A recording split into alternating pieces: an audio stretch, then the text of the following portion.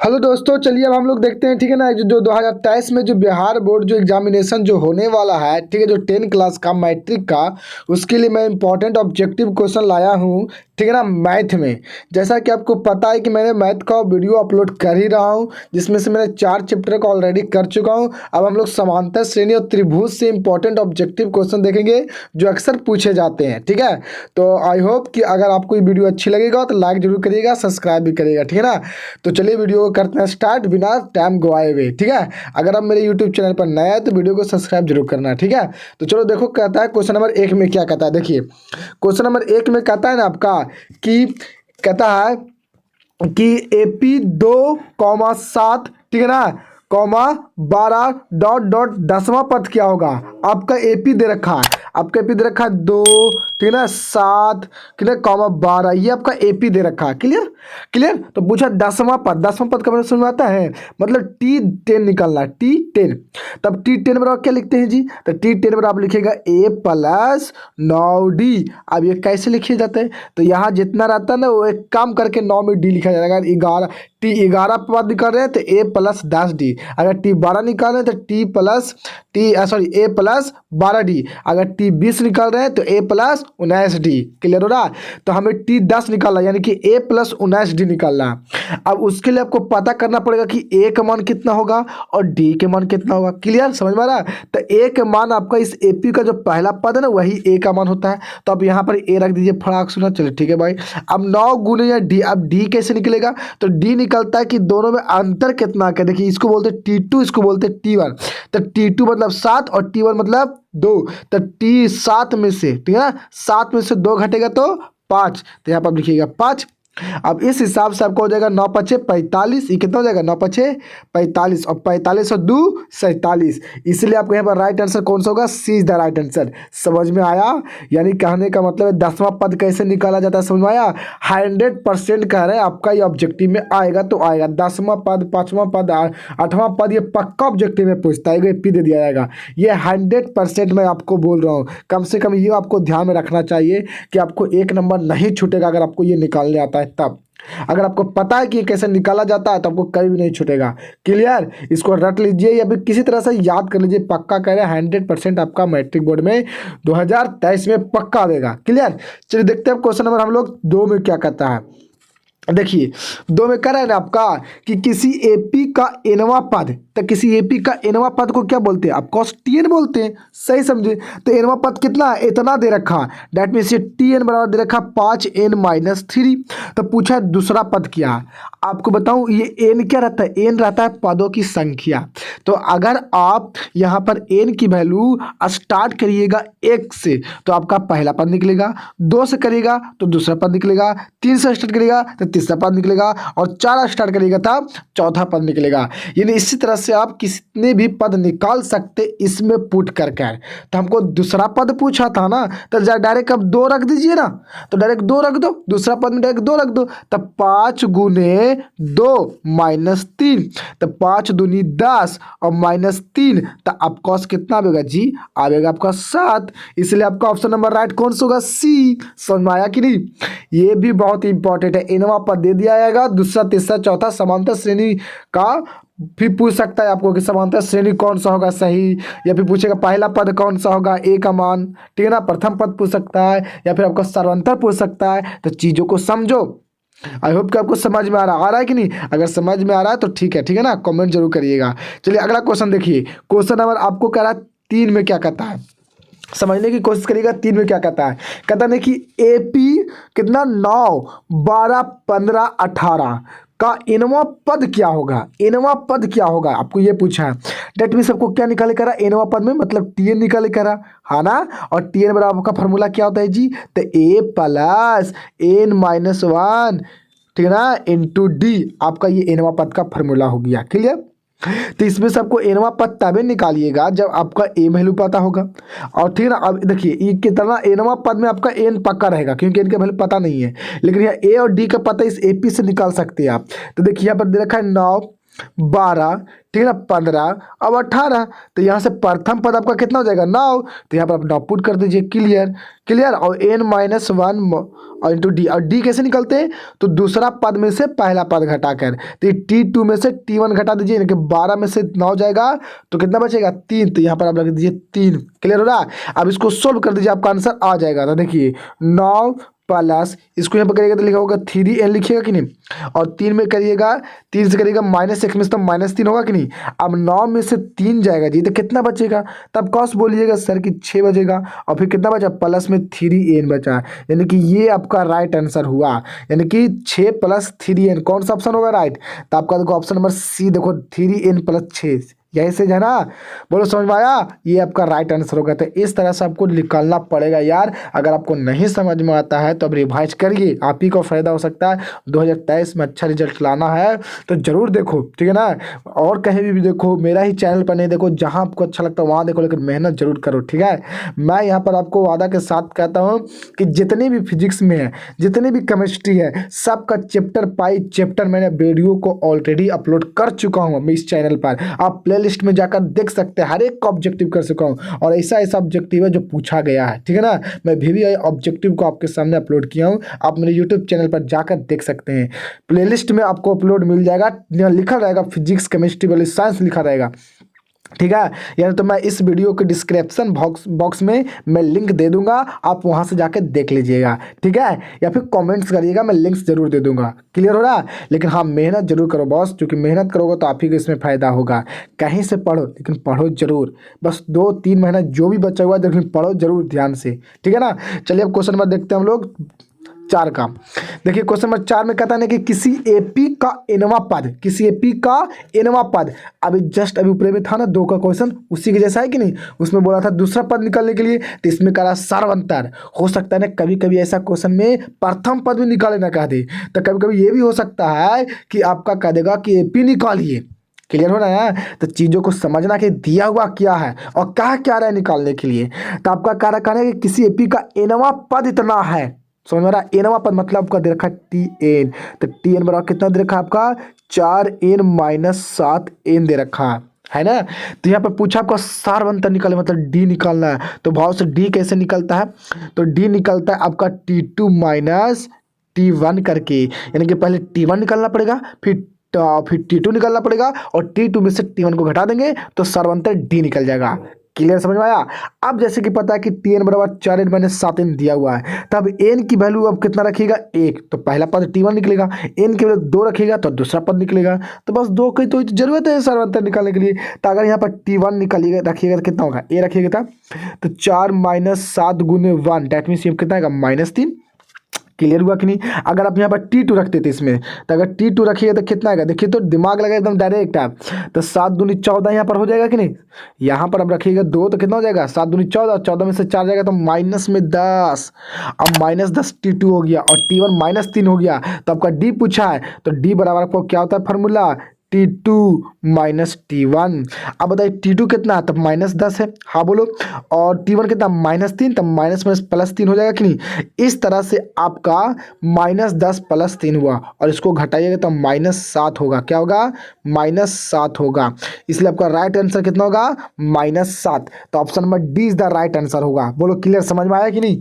इस तरह से आपका सारवंतर प्रथम पद पूछ सकता है। यार चीज़ों को समझो, हम सोल्यूशन कर रहे हैं पूरा इसमें, ठीक है ना। जितना हो सकता है मैं आपको पूरा तरह से दे रहा हूँ, चाहे फिजिक्स हो, चाहे केमिस्ट्री हो, चाहे बायोलॉजी को मैं भी अपलोड करूँगा जल्दी। बस अब इसको तो क्लियर कर दूँ, पहले आप ही के लिए तो कर रहा हूँ ना, इसलिए कम से कम वीडियो को एक लाइक जरूर कर दीजिएगा, या फिर वीडियो को शेयर जरूर करिएगा, ठीक है ना। चलिए आगे चलते हैं। देखिए क्वेश्चन नंबर अब अगला 5 में क्या कहता है। क्वेश्चन नंबर 5 में कहता है आपका कि यदि एपी का पहला पद 8 है, समझो समझो समझो समझो क्या कह रहा है क्वेश्चन। यानी आपका, यानी क्या, यानी आपका ए का मान दे रखा है, ए का मान कितना दे रखा है 8 दे रखा है। प्रथम पद माने यानी ए, और ए का मान कितना 8, और एनवा पद 33 है। एनवा पद डेट मीन्स आपका दे रखा है Tn, तो Tn आपका कितना दे रखा है बताइए तो Tn आपका दे रखा है 33। क्लियर। और कारण कि n पदों का योग इतना है, यानी कि आपका दे रखा है Sn बराबर कितना दे रखा है, Sn बराबर आपका 123 दे रखा है, Sn बराबर 123। तो पूछा एन का मान क्या होगा। बड़ा ही लॉजिक क्वेश्चन है बॉस, बड़ा ही लॉजिक क्वेश्चन है। सोच लो, आपका ए का मान दे रखा है, टी एन दे रखा है, एस एन दे रखा है और एन पूछा है। मतलब इसमें कहने का मतलब कितना पद होगा, ताकि उसको जोड़ेंगे तो कितना हो जाए, 123 हो जाए। तो इसका बड़ा सिंपल से एक फार्मूला आप लोग पढ़े होंगे कि एस एन बराबर होता है आपका A/2। क्लियर होगा कि नहीं? क्या होगा, A/2 नहीं होता है, क्या होता है, N/2। क्या होगा, N/2। और उसके बाद लिखा जाता है A प्लस टी एन। ये टी एन की जगह आप एल भी लिखे होंगे, क्योंकि टी एन या एल को अंतिम पद या एनवा पद कहते हैं। अब यहाँ से आप पुट करिएगा जी, तो आपका आंसर नहीं आवेगा। देखिए मैं आपको पुट कर देता हूँ, इस फॉर्मूला में पुट करके भी बताता हूँ। देखिए, तो यहाँ पर आपका हो गया था क्या, तो एस एन कितना दे रखा है, 123 हुआ कि नहीं। और N/2 लिखते कि ना। और ए का मान कितना है जी, 8। अब प्लस में टी एन, तो टी एन कितना था, 33 था कि नहीं। यहाँ से एन निकाल लीजिएगा, तिरछा तिरछी गुना करिएगा तो ये कितना हो जाएगा, पहले बताइए तो। देखिए एन बराबर यहाँ डायरेक्ट मैं निकालता हूँ, 123 गुने 2, तो 123 गुने क्या करिएगा, 2। ठीक है ना। आप देखिए दोनों को जोड़कर इससे भाग कर देते कि नहीं, तो दोनों को जोड़िएगा तो कितना आएगा जी, 41। कितना आएगा, देखिए 33 में देखिए, तो 8 3 11, 41 से आएगा। सही है, 41 आया, आया कि नहीं 41। और 41 तिहाई कितना होता है बताइए जरा, 123। और 3 में 2 से गुना करिएगा तो कितना होगा, 6। यानी कि एन का वैल्यू कितना निकल गया, 6। समझ में आया कैसे निकाले जाए। इसलिए आपको यहाँ पर राइट आंसर 6 होगा, यानी ए ऑप्शन नंबर। बोलो क्लियर हुआ। चलिए ठीक है, अगला देखिए, अगला क्वेश्चन देखिए 6 का, बहुत इंपॉर्टेंट है। अगर आप इसको देखते ना तो आपको एपी का सारा क्वेश्चन भी आपको दिमाग खुल सकता है, समझे। मैं आपको ऑब्जेक्टिव इस तरह से ला के दिया हूँ आपके सामने, बड़ा इंपॉर्टेंट है। इसको बस ध्यान में रखते जाना कि कैसे बनता है। ठीक है, देखिए आगे क्या कहता है, आगे कहता है किसी एपी का इनवा पद, फिर इसी बोला है इनवा पद। इनवा पद का मतलब समझ में आता है, मतलब टी एन की वैल्यू। तो टी एन वैल्यू कितना दे रखा, 4n-5। और कह रहा है ना कि प्रथम 25 पदों का योग, प्रथम 25 पदों, डेट मीन्स कहने का मतलब S25। तो S25 पदों का योग क्या होगा। बड़ा आसान क्वेश्चन है, बड़ा ही आसान क्वेश्चन है ये। प्रथम 25 पद पूछा है, खाली 25 पद बोला है। एक मतलब ये कि अंतिम पद कौन सा होगा, 25वें में ना होगा जी। ठीक है ना। यानी कहने का मतलब है कि आपको निकालना S25। तो S25 कैसे निकलेगा, कैसे निकलेगा, तो उसके लिए आपको निकालना पड़ेगा फार्मूला। तो फार्मूला निकालने से पहले आपको उसमें रहा था ए और डी। तो ए और डी कैसे निकालिएगा, तो ए और डी तो इसमें दिए हुए नहीं है, बड़ा ही आसान क्वेश्चन नहीं है ही। तो इसको क्या करना पड़ेगा, पहले ए और डी निकालना पड़ेगा, तब फिर इसमें फार्मूला में पुट करना पड़ेगा, तब आंसर आपका आएगा। तो देखो मैं आपको बनाता हूँ कैसे कैसे बनेगा। तो सबसे मेरा मकसद है अभी निकालने के लिए ए और डी। तो ए और डी तब निकलेगा जब हमें प्रथम पद और दूसरा पद पता हो। तो यहाँ पर अगर एन की वैल्यू 1 रखते हैं, चलो ठहरो रखते हैं, तो एन की वैल्यू 1 रखिए तो 4 गुने 1 -5 होगा कि नहीं, यस बोलिए। और इसको घटाइएगा तो कितना आएगा, -1। यानी कि ए का मान कितना हो गया, -1। अब यहाँ पर T2 निकालते हैं, तो T2 कितना हो जाएगा जी, तो इसमें कितना रखिएगा, 4 2 रखिएगा ना, और माइनस में 5 कर देगा तो ये कितना आ जाएगा, तो 4 दूनी 8 में से 5 गए तो 3। ये आपका T2 निकल गया। अब हमको क्या निकालना है, अब हमको निकालना है डी। तो डी बराबर कितना हो जाएगा जी, तो डी बराबर आपका हो जाएगा T2 minus T1, T2 minus T1। और T2 कितना, 3, और ये T1 कितना, -1। तब माइनस प्लस, यानी कि डी का वैल्यू कितना हो जाएगा, 4। समझ में आया। अब देखो ये आपका निकला, अभी ए का मान निकला। ए का मान कितना निकला, ए का मान आपका निकला -1, प्रथम पद को ही ए बोलते हैं, और डी का वैल्यू निकला 4। ठीक है ना। तो देखिए मैं आपको अभी बना के बताता हूँ। देखिए देखिए, चलिए देखिए, हमको अभी क्या बताए थे, ए का वैल्यू कितना आया था, -1 आया था, और डी के वैल्यू कितना आया था, 4 आया था, और पूछा S25 का वैल्यू क्या होगा। Clear, clear. चलो देख लो क्या होगा, देख लो क्या होगा। तो देखो इसके लिए हम लोग फार्मूला लगाएंगे, S25 बराबर x मतलब S25 बराबर, ठीक है ना, किसके बराबर, 25 बराबर। तो लिखेंगे 25/2। क्लियर, ठीक है ना। अब लिखते हैं यहाँ पर क्या लिखेंगे, क्या लिखिएगा, 25 इसके बराबर लिखिएगा। आप यहाँ पे लिख सकते हैं ए, या फिर लिख सकते हैं 2a plus n-1 into D. ये आपका क्वेश्चन फार्मूला हो गया। अब इसमें थोड़ा सा समझिएगा कि यहाँ पे लिखिएगा 25/2, ठीक है ना। तो 2a का मान कितना, -1, तब -2 होगा कि नहीं, प्लस n के वैल्यू 25 नहीं, तो 25 में से गया तो कितना बचेगा जी, 24 और 24 और डी का कितना 4, तो 24 गुने 4 करिएगा ना जी, तो कितना आएगा 4 चौको 16 के 6, क्लियर, और 4 दूनी 8 और 1 9, 96 आएगा कि नहीं, इस तरह से। अब यहाँ से क्या करिएगा, यहाँ से आप यहाँ से इसको घटा दीजिएगा तो कितना आ जाएगा 94, यानी कि कितना 25/94, 25/94, और इसको काटिएगा तो कितना आएगा 94 को, तो 2 चौको 8 और 2 सते 2 सते 14, 2 सते 14, तो इस तरह से आपका कितना 47 गुने 25 करिएगा तो आपका राइट आंसर आएगा 1155, कि 1155 कितना होगा, गुना करके देखें, चलिए गुना कर देखते हैं 25 गुने 47, तो देखिए 25 गुने 47 में गुना कर देता हूँ, तो 25 गुने 47 देख लीजिए कैसे समझ में आ रहा है ना, कैसे कैसे बना रहे हैं जी, तो आपका आएगा 5 7, ठीक है ना, 1 कितना आया 175 आया, यानी कि सी इज द राइट आंसर होगा। बोलो क्लियर हो गया कि नहीं, 6 का समझ में आया, अगर नहीं आया तो आप वीडियो को पीछे करके देखिए, आपको फिर से समझ में आ जाएगा। क्लियर हुआ, चलिए अगला देखते हैं क्वेश्चन नंबर हम लोग 7 में। देखिए क्वेश्चन नंबर 7 में कहता है कि यदि एपी का सर्वांतर 5 है, मतलब डी बराबर कितना दे रखा है 5 दे रखा है, और हो तो 8वां और 13वां पद का अंतर ज्ञात करें। बड़ा ही लॉजिक क्वेश्चन है, खाली सर्वांतर दे दिया, वो 8वां और 13वां पद का अंतर पूछ दिया, मतलब T18 माइनस T13 पूछा है। तो जैसा कि आपको पता ही होगा कि इसको कैसे निकालिएगा जी, अब बोलिए, तो T18 को कैसे लिखिएगा, तो A प्लस में 17D, और इसको कैसे निकलेगा, इसको लिखिएगा A और माइनस प्लस में माइनस हो जाएगा, और ये कितना हो जाएगा 12D। क्लियर हुआ, तो इस तरह से A से A काट जाएगा, और इस तरह से 17D में से 12D चला गया तो कितना बचेगा 5D। अब 5D और D का तो वैल्यू आपको पता ही है, तो 5 रख दीजिए ना, 5 25, यानी कि सी इज द राइट आंसर। बोलो क्लियर, समझ में आया कि नहीं, पदों का अंतर कितना होगा, आपका सी इज द राइट आंसर होगा। बोलो समझ में आ रहा है, अगर समझ में आ रहा है तो वीडियो को जरूर शेयर करना, ठीक है ना, जरूर शेयर करा, मेहनत करते रहो, आपको सक्सेस जरूर मिलेगी। चलिए अगला देखते हैं क्वेश्चन नंबर हम लोग 8 में क्या कहता है, चलो देख लीजिए। देखिए 8 में कहता है ना आपका कि यदि एनवा पद क्या कहता है, यदि एनवा पद क्या कह रहा है, एनवा पद 2n प्लस 3 है।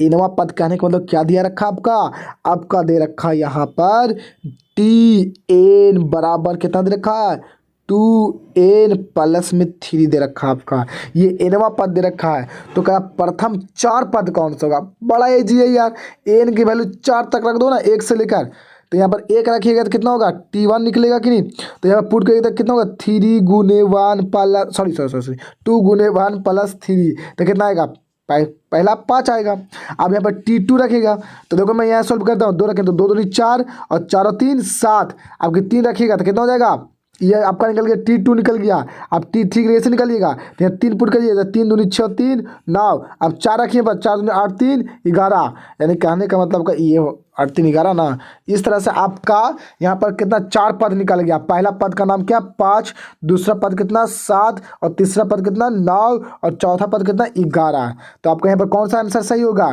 तो यहाँ पर जब राइट आंसर बी होगा, B is the right answer. देख लो 5 7 9 11, 2 का अंतराल है। क्लियर हुआ, समझ में आया कि नहीं, चलिए ठीक है। चलिए आगे देखते हैं क्वेश्चन नंबर कहता है 9 में। देखिए 9 में आपका 2016 में पूछा गया, ठीक है ना, देखो क्या कहा, बड़ा आसान है, कोई भारी बात नहीं है। देखिए कहता है ना कि 4, कहता है एक एपी है, ठीक है ना, 4 10 16 22 28 का सर्वांतर कितना है, तो आपका कह रखा है 4, ठीक है ना, 10, ठीक है ना, 16, ठीक है ना, 22 और 28, ये तो आपका एपी है जी, क्या है एपी है।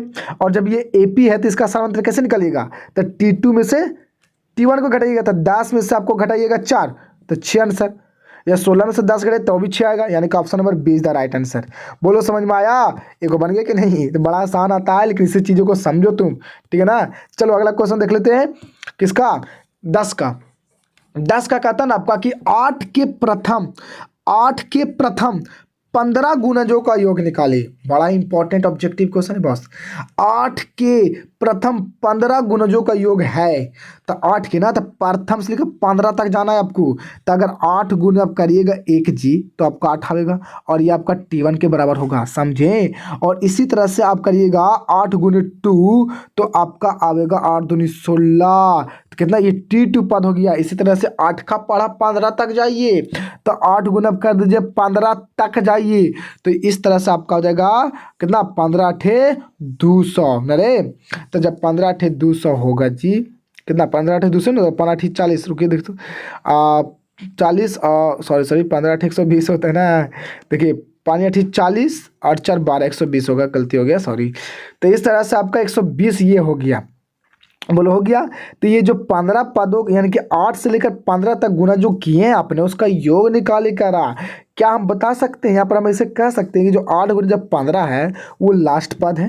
डेट मीन्स इसको आपको एल या फिर टीएन बोल सकते हैं, और इसको आपको शुरू वाला पद बोल सकते हैं, और इसको बीच वाला पद बोल सकते हैं। तो इसका सर्वांतर कितना होगा, 8 ही का होगा। और लास्ट में कितना दे रखा है, सर्वांतर की तो जरूरत है ना, इसे भी समझ सकते हैं। ये आपका ए हो जाएगा 8, और अंतिम पद कितना हो गया बताइए। तो आपका अंतिम पद कितना हो गया 120। और कहता कितना गुना जाता 15, तो एन की वैल्यू 15 ही ना होगा जी। तो इस तरह से आपका आंसर निकल जाएगा। याद रखिएगा, एल की वैल्यू 120, ए की वैल्यू 8 और एन की वैल्यू 15 तक जाएगा तो 15 का ना निकलेगा। तो इस तरह से यहाँ पर आपका कितना हो जाएगा, देखिए ए की वैल्यू कितना था 8 जी, और हमको एल कितना निकला 120, और एन की वैल्यू कितना 15 गुना मतलब 15 इनकी वैल्यू। तो इसीलिए आपको निकालना S15। तो S15 बराबर 15 बटा लिखिएगा 2 लिखिएगा। अब यहाँ पे लिखिएगा A प्लस एल, तो इन दोनों को जोड़ दीजिए तो कितना हो जाएगा 128 लिख देते हैं। अब ये गुना करके 128। अब इसको काट दीजिएगा, तो 100 काट दीजिएगा तो 6 दूनी 12 और 4 यानी कि 64 आएगा। अब 64 में 15 से गुना करिएगा तो 15 चौको 60 और 15 छक कितना होता है, तो 15 छक 90, ठीक है ना। तो जब 15 छक 90 तो 90 और 6 कितना हो जाएगा 96, यानी कि 960 आपका राइट आंसर होगा, यानी कि option number D is the right. बोलो समझ में आया। चलिए ठीक है, अगला क्वेश्चन देख लीजिए हम लोग। क्वेश्चन नंबर देख लेते हैं 11 में क्या कहता है। देखिए क्वेश्चन नंबर 11 में कहता है कि यदि किसी एपी का 17वां पद 10वें पद से 14 अधिक है तो सर्वांतर ज्ञात करें। दिमाग लगाना, यदि एपी का 17वां पद मतलब कि T17 जो है ना, वो 10वें पद से मतलब T10 में अगर हम लोग 14 जोड़ते हैं तो 17वां पद बराबर हो जाता है। यह है दिमाग। तो यहाँ पर T17 इधर आएगा तो T कितना हो जाएगा आपका, हो जाएगा यहाँ पर ही थोड़ा सा देख लीजिए। इसको पहले पुट कर देते हैं, तो ऐसे भी कर सकते हैं। इसको लिख सकते हैं A प्लस 16D बोलो, और इसको आप लिख सकते हैं A प्लस 9D बोलो। ये आपका A है, ये आपका A है। और बराबर में कितना लिखिएगा, गलती हो गई। चलो फिर से देख लेते हैं कितना कह रहा 17वां पद ना, देख लीजिए 17वां पद लिखिए। यहाँ पर लिखिएगा T17, ठीक है ना। बराबर में लिखिएगा कितना T10 और प्लस में 14 अधिक है, तो किस में अधिक है 10 में अधिक है, 17 बराबर हो जाएगा। इसको लिखिएगा A प्लस अब 16D लिखिएगा, और इसको लिखिएगा आप कितना A प्लस 9D लिखिएगा बोलिए, और प्लस में 14 लिखिएगा। देखिए A से 1 काट जाएगा कि नहीं, और 16D माइनस में इधर आएगा तो 9D हो जाएगा कि नहीं, और बराबर में कितना बचेगा 14 बचेगा। अब 16D में से 9D गिरेगा तो कितना बचेगा, तो 60D बचेगा, और 60D बराबर कितना हो जाएगा 14, और 7 दूनी कितना होगा 14, यानी कि D बराबर कितना आ गया 2, डी का वैल्यू कितना आ गया 2, यानी कि B is the right answer. बोलो समझ में आया। चलो ठीक है, अगला क्वेश्चन देखो। अगला क्वेश्चन कितना किसका, देखिए अगला जो आपका एपी खत्म हो गया जी। एपी मतलब इंपॉर्टेंट ऑब्जेक्टिव करवा दिया मैंने, एपी का इंपॉर्टेंट ऑब्जेक्टिव क्लियर खत्म। अब तुम्हारा क्या आता है, अब तुम्हारा आता है समरूप त्रिभुज से सिमिलर ट्रायंगल से। इससे भी समझने की कोशिश करिएगा, ये भी बहुत इंपॉर्टेंट है, ठीक है ना, आपको समझना पड़ेगा। तो चलिए देखते हैं, समझते हैं इसका क्या कहता है क्वेश्चन। देखिए इसमें क्वेश्चन में क्या रखा है आपका ट्रायंगल में कि एक त्रिभुज है ABC। चलो यहाँ पर ले लेते हैं, छाप लेते हैं। तो देखिए एक ट्रायंगल माने छाप लिया ABC, क्लियर। तो ABC में DE पैरेलल है, ये D मान लीजिए ई, और ये दोनों क्या आपस में पैरेलल है। क्या ये पैरेलल, ये कैसी है पैरेलल, इसके पैरेलल है D पैरेलल BC के। और आपका AD बराबर दे रखा है कितना जी 2 सेंटीमीटर, ठीक है ना। DB बराबर दे रखा है कितना जी 6 सेंटीमीटर, और AE बराबर कितना दे रखा है जी आपका 3 सेंटीमीटर, क्लियर। तो पूछा AC बराबर कितना सेंटीमीटर का, बहुत इंपॉर्टेंट ऑब्जेक्टिव क्वेश्चन है, इसलिए पक्का आएगा। तो आपको AC का मान लिखा, देखिए AD पता है आपका, DB पता है। देखिए AD बट्टा DB और AE बट्टा EC क्या लिख सकते हैं आप थेल्सफरी में से, ऑफकोर्स। तो यहाँ पर आप लिख सकते हैं AD बट्टा DB और AE बट्टा EC। तो AD बट्टा AD कितना बताइए, AD 2, तो यहाँ पर लिख सकते हैं 2 बट्टा कितना 6, समझ में आ रहा। और AE बट्टा EC, तो AE कितना 3, तो 3 बट्टा कितना लिखिएगा AC। बोलो समझ में आ रहा। नहीं AD AC निकाल कर रहा था ना, तो आपको यहाँ EC लिखना पड़ेगा, आपको यहाँ पर आपको AC लिखना पड़ेगा। अब यहाँ सब निकाल सकते हैं। देखिए कितना बार में कटेगा 2-3 बार में, और इससे तिरछा तिरछा गुणा किया तो 3 कितना 9 हो जाएगा। तो इसी बराबर कितना हो जाएगा 9। लेकिन हमको क्या पूछा है, हमें पूछा है कि AC पूरा कितना होगा। तो EC कितना निकला है, ये वाला 9 निकला। ये A कितना दे रखा था, A 3, तो 3 और 9 कितना होता है 12, यानी कि डी ऑप्शन नंबर राइट होगा। देखो यहाँ पर आंसर दिए, बोलो है समझ में आया। एक ऑप्शन नंबर आपका यहाँ पर राइट जो होगा, क्वेश्चन नंबर 1 यहाँ पर जो 11 लिखे हैं उसका आपका D is the right answer होगा। क्लियर। चलो अगला देख लेते हैं। अगला क्वेश्चन देखिए क्या कहता है। अगला क्वेश्चन आपका कह रहा है इसमें कि ABC में, त्रिभुज ABC में, पहले छाप लेता हूँ। त्रिभुज A है, एक B है, एक C है। तो त्रिभुज ABC में DE पैरेलल BC, देखिए D मान लीजिए ये क्या होगा, ये D और ये E, और ये दोनों पैरेलल इसके, DE पैरेलल BC। क्लियर। और इसमें AD बटा DB दे रखा 2/3, AD बटा DB, मतलब ये 2 और ये 3 दे रखा। क्लियर। AD 2 और DB 3। और तो AE बटा EC का मान ज्ञात करिए, मतलब निकालना AE बटा EC का मान, मतलब ये वाला निकालना आपका। तो बड़ा तो सिंपल तो है ये। तो यहाँ पर आपका आंसर राइट कौन सा होगा, तो देखिए जब त्रिभुज में पैरेलल होती है, जिस समांतर रेखा होती है, तो थेल्स प्रमेय को विलोम क्या, सॉरी थेल्स प्रमेय क्या कहता है कि AD बटा क्या हो जाएगा यहाँ DB, और बराबर में आपका क्या हो जाएगा AE बटा क्या EC, और ये आपका कितना दे रखा है, ये आपका दे रखा 2/3। तो यहाँ पर 2/3 पुट कर दिया तो ये भी कितना हो जाएगा 2/3, यानी कि राइट आंसर आपका क्या हो जाएगा C। बोलो समझ में आया। आंसर देखो यहाँ आंसर लिख दिए हैं, बोलो समझ में आ रहा है कि नहीं। बड़ा ये आंसर देखिए, ये आपका आसान लग रहा है लेकिन ये पक्का पूछा जाता है, इससे जो पूछा गया मैं वही दे रहा हूँ, चीज़ों को समझो। ठीक है, चलिए आगे देखते हैं। अगला आपका क्वेश्चन कहता है, देखिए यहाँ पर आपका स्क्रीन पर आपका क्वेश्चन अगला कहता है इसमें कि यदि क्या कहता है, सॉरी त्रिभुज ABC में D पैरेलल BC, फिर वही बात बोला है। त्रिभुज ABC में DE ठीक है ना, पैरेलल है किसके, BC के। चलो ठीक है भाई। और AD बराबर x, ये x दे रखा है, और DB मतलब ये DB कितना देगा x-2, ये वाला आपका दे रखा है x-2। क्लियर। और AE बराबर कितना दे रखा है, ये वाला x+2 दे रखा है। और तो EC बराबर कितना, EC निचला वाला x-1 दे रखा है। तो x का मान निकाले, बड़ा आसान है। थेल्स प्रमेय से हम लिख सकते हैं कितना AD बट्टा DB, यानी कि x बट्टा, और DB कितना x-2 लिख सकते हैं बराबर। क्लियर हो रहा। अब यहाँ से क्या लिखेगा AE, तो AE कितना x+2 गुड। अब यहाँ सब क्या लिखेगा EC कितना x-1। बोलो क्लियर। अब इसको तिरछा तिरछी गुना करिएगा, तो इसको तिरछा इसमें करिएगा तो देखिए x-2 और x+2 फार्मूला पर है x² माइनस, ठीक है ना, B² हो जाएगा, मतलब A-B और A+B पर है। तो इसको करिएगा गुना तिरछा तिरछी ये दोनों को, तो यहाँ पर हो जाएगा x² - 4, ठीक है ना। अब बराबर इसको इससे गुना करिएगा तो x², इसको करिएगा तो माइनस में x आएगा। बोलो क्लियर। तो x² से आपका x² कट जाएगा और माइनस से आपका माइनस कट जाएगा, तो x बराबर क्या आ जाएगा 4। इसलिए आपका यहाँ पर राइट आंसर क्या होगा, यहाँ पर देखिए उत्तर में तो A दिया है जी, लेकिन 2 तो नहीं आया है, कहीं गलती देख लो। इसमें तिरछा देखो AD कितना दे रखा था, x दे रखा है, हाँ, और इसको x-2 तो x-2 लिख दिए। और AE कितना दे रखा आपका x+2, और EC कितना दे रखा EC x-1, ठीक है। तो इतना ठीक किए, x बटा क्या हो जाएगा एक बार देख लो, x-2 हो जाएगा बराबर में x+2, ये भी ठीक है जी, और x-1 ये भी ठीक है। तिरछा तिरछी गुना किए तो x² - 4 ये भी सही है। अब x² माइनस में x होगा तो काटेंगे तो x² से x कट गया, माइनस से माइनस कट गया, तो आपका राइट x बराबर तो कितना होना चाहिए आपका यहाँ पर राइट आंसर, तो यहाँ पर 2 ही होना चाहिए। ये आपका ऑप्शन में, ये आपका गलत है, ये ऑप्शन में ये आपका आंसर गलत है। यहाँ पर आपका राइट आंसर कौन सा होगा, आपका C राइट होगा, C, यहाँ कि 4 आएगा एक का मान। क्लियर। चलो ठीक है आगे चलते हैं, चलिए देख लीजिए, ठीक है ना। चलिए अगला देख लीजिए, क्वेश्चन नंबर देखिए अगला कहता है आपका 14 में क्या कहता है, देखिए ध्यान से इसको समझिएगा। ये आपका 2015 का क्वेश्चन है, ठीक है ना, इसको समझने की कोशिश करिएगा। देखिए कहता है कि 2 समरूप त्रिभुज की भुजाएं, बहुत इंपॉर्टेंट है, 2 समरूप त्रिभुज की भुजाएं, ठीक है ना, 4:9 है, तो इनके क्षेत्रफल का अनुपात क्या होगा। देखिए मैं आपको बता देता हूँ, जो 2 त्रिभुज का जो क्षेत्रफल का अनुपात होता है, यानी कि एरिया ऑफ ट्रायंगल मान लीजिए ABC बटा एरिया ऑफ ट्रायंगल जो होगा PQR, मान लीजिए 2 मैंने मान लिए त्रिभुज, जब याद रखिएगा जब 2 त्रिभुज समरूप है, ये दोनों समरूप हो गए, तो 2 समरूप त्रिभुज के क्षेत्रफलों का अनुपात उनके संगत भुजाओं के अनुपात के बराबर होते हैं, यानी कि AB बटा क्या हो जाएगा ये वाला यहाँ पर PQ। क्लियर हो रहा। और उसके बाद वो भी स्क्वायर के बराबर होते हैं बॉस, याद रखना। और उसके बाद बी सी स्क्वायर बटा क्या हो जाएगा, क्यू आर स्क्वायर हो जाएगा। एक बार होगा क्या, एक ए सी स्क्वायर बटा क्या हो जाएगा, पी आर स्क्वायर। तो इसमें से दे क्या रखा, पूछ क्या है, तो कह रहा कि दो समरूप त्रिभुजों की भुजाओं का अनुपात दे रखा, मतलब ए बी बटा पी क्यू मान लो। तो आपको ए बी बटा पी क्यू कितना मान लो, 4:9, यानी कि ए बी का मान दिया हुआ है और ये आपका पी क्यू की। तो यहाँ पर पुट करिएगा जी, तो ये दोनों का अगर लेकर चलिएगा ये दोनों को, ठीक है ना, तो इसको पुट करिएगा तो कितना, 4 का स्क्वायर 16 और 9 का स्क्वायर 81, यानी कि 16 का अनुपात 81 क्या आ जाएगा, ये आपका क्षेत्रफल, दोनों त्रिभुज के क्षेत्रफल का अनुपात आ जाएगा।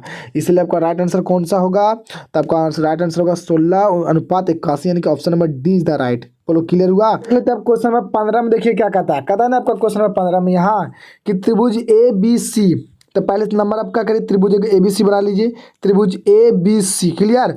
और कहता है बी डी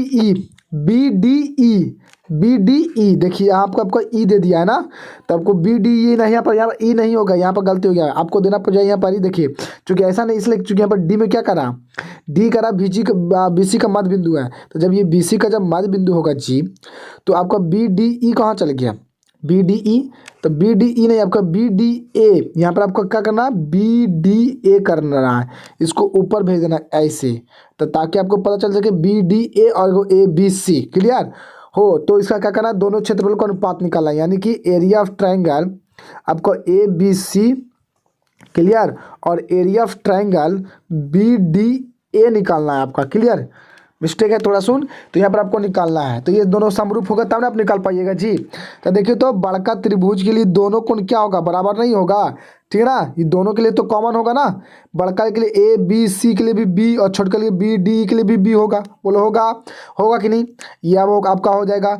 अब ये मध्य बिंदु है जी, तो भुजाओं को बराबर भागों में बांटेगा क्योंकि समबाहु त्रिभुज है, तो इसके सामने वाले दोनों कोण भी आपस में बराबर हो जाएगा, ये वाला कोण बोलो, तो ये कोण आपका बराबर हो जाएगा कि नहीं यहाँ पर ही। तो जब ये कोण आपस में ये बराबर हो जाएगा, ये कोण इसके बराबर हो जाएगा, तो यहाँ पर आप देख सकते हैं कि यहाँ पर आपको यहाँ से अब चलिएगा, इसको पूरा समरूप दिया हुआ है तब, तो आपका यहाँ पर अनुपात में आ जाएगा, सिद्ध कर लीजिएगा, हम डायरेक्ट कर देते हैं आपको, ठीक है। तो यहाँ पर आपका क्या हो जाएगा, बहुत लंबा जाएगा, इसलिए मैं आपको बता दे रहा हूँ। तो आपका यहाँ पर क्या आएगा, जो यहाँ पर जो बी सी का जो स्क्वायर होगा वो आपका किसका हो जाएगा, बी सी का स्क्वायर, यहाँ पर आपको हो जाएगा बी डी का स्क्वायर, ठीक है ना, सजा के लिख देना है तुम लोग को। तो बी सी का स्क्वायर, तो बी सी क्या होगा, बी सी जो होगा वो क्या लिख सकते हैं, बी सी को तुम क्या लिख सकते हो, ये बी डी का दुगना लिख सकते हो, बी डी का दुगना, क्योंकि ये मध्य बिंदु बी सी जो है ना, बी सी पूरा ना और बी डी मध्य बिंदु बीचों बीच में, तो जो बी सी जो होगा वो बराबर लिख सकते हैं 2BD, क्योंकि बी डी बराबर डी सी होगा और बी सी को B D plus D C लिखिएगा, तो डी सी को बी डी लिख सकते हैं, तो बी डी 2BD। तो यहाँ पर आप बी सी बराबर इतना पुट कर सकते हैं, तो यहाँ पुट करिएगा तो कितना हो जाएगा, 4BD स्क्वायर हो जाएगा, तो BD स्क्वायर से BD स्क्वायर कट जाएगा, तो आपका कितना आ जाएगा, 4:1 आ जाएगा, इसलिए आपका यहाँ पर राइट आंसर सी होगा। देखिए ये थोड़ा लॉन्ग जाता है, इसलिए मैं कहा समरूप आप कर लीजिएगा, ठीक है, अगर ना होगा तो कमेंट्स करिएगा, ठीक है। तो चलिए अगला देखते हैं क्वेश्चन नंबर। देखिए सर आपका ऑब्जेक्टिव आ सकता है, सब्जेक्टिव में भी आ सकता है, इसलिए आपको ध्यान में बस रख के चलना है कि कैसे बनता है, ठीक है ना। तो देखिए क्वेश्चन नंबर आपका 13 में 16 में क्या कहता है, ये भी देखो क्वेश्चन नंबर 13 में पूछा गया 2013 में। देखिए दो समरूप त्रिभुजों के क्षेत्रफलों का अनुपात कितना, 4:9 है, तो उनके क्षेत्रफलों का अनुपात क्या होगा, वही वाला मैं क्वेश्चन दे दिया हूँ, कौन सा होगा आपका 16:81 ना। तो आपका आंसर आपका option number see the right हो जाएगा, ये वाला आपका हो जाएगा, ठीक है ना। किसे 4 का स्क्वायर कर दीजिएगा, 9 का स्क्वायर कर दीजिएगा, क्योंकि भुजाओं का अनुपात के बराबर होता है, तो 16:81 आपका राइट आंसर हो जाएगा, ऑप्शन नंबर सी। चलो ठीक है अगला देख लीजिए, रिपीटिंग क्वेश्चन हो गया था, देख लीजिए क्वेश्चन नंबर आपका 17 में कहता है कि त्रिभुज ए बी सी में, त्रिभुज ए बी सी में एंगल बी कितना है, 60 डिग्री है, बोलो है, और एंगल सी कितना का रखा है, 50 डिग्री का रखा है, और त्रिभुज किससे, डी ई एफ के समरूप है, डी ई एफ के समरूप है। तो जब ये समरूप है तो एंगल डी का मान निकाले, बड़ा सिंपल है जी।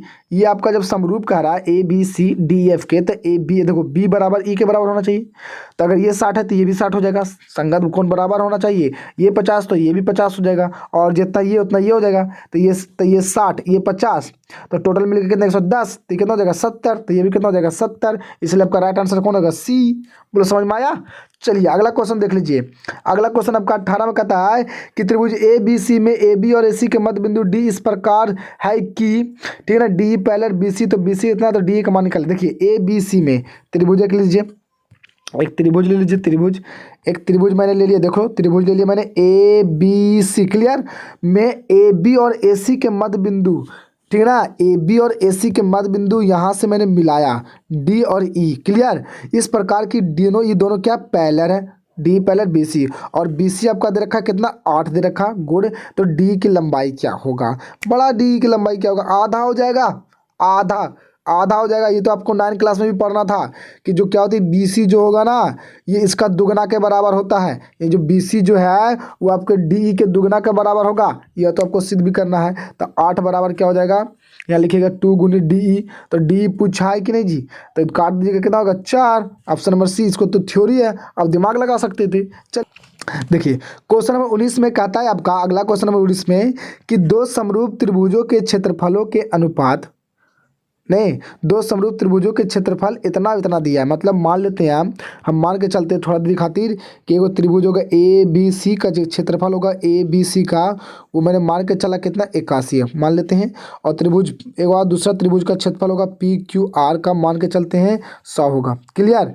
अब यदि एक त्रिभुज की माध्यिका इतना है तो दूसरे त्रिभुज की माध्यिका, ओहो, तब हम लोग को पता है कि दो समरूप त्रिभुजों के क्षेत्रफलों का अनुपात जो होते हैं उनके संगत माध्यिकाओं के वर्गों के अनुपात के भी बराबर होते हैं। तो इसकी माध्यिका मान लेते हैं, जैसे त्रिभुज ए बी सी, तो इसकी माध्यिका मान लेते हैं क्या, मान लेते हैं क्या, मान लेते हैं, मान लेते हैं हम लोग क्या, ए के मान लेते हैं, ये एक के, और इसमें मान लेते हैं पी क्यू आर में मान लेते हैं क्या, ठीक है ना, पी ओ।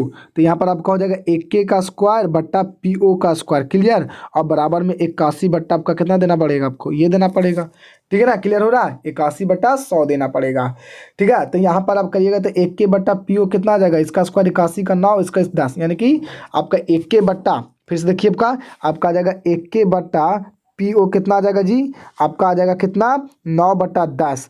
अब इसमें से एक दे रखा कितना, तो आपका दे रखा एक के पहल का दे रखा है ना 13.5, तो यहाँ पर आप रखिएगा 13.5, ठीक है। और इसको 9 से गुना कर दीजिए, और इसको रुकिए रुकिए रुकिए रुकिए रुकिए रुकिए, ठीक है ना। आपका फिर से देख लीजिए यहाँ पर ही, आपका यहाँ पर लिखिएगा 9/10 बराबर में लिखिएगा जी कितना 13.5, 1 का वैल्यू, और इसको मान लीजिए आपका पी ओ निकालना, क्लियर हुआ।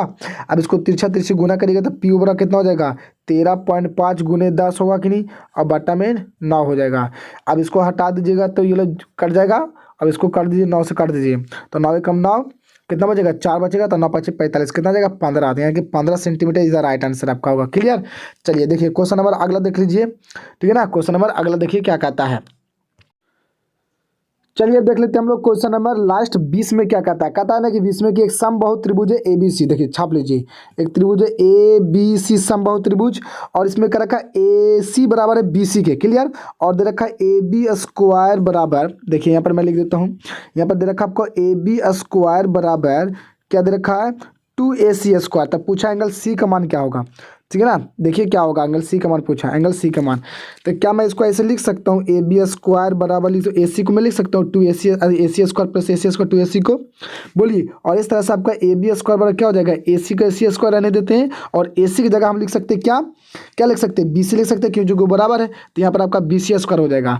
अब इसको आप ध्यान से देखिए, इसको ध्यान से, ए बी स्क्वायर बराबर AC square plus BC square, यानी कि जो ए बी स्क्वायर कर्ण होना चाहिए और AC स्क्वायर ये BC स्क्वायर लंब आधार होना चाहिए, तब ना ये पाइथागोरस प्रमेय फॉलो कर सकता है।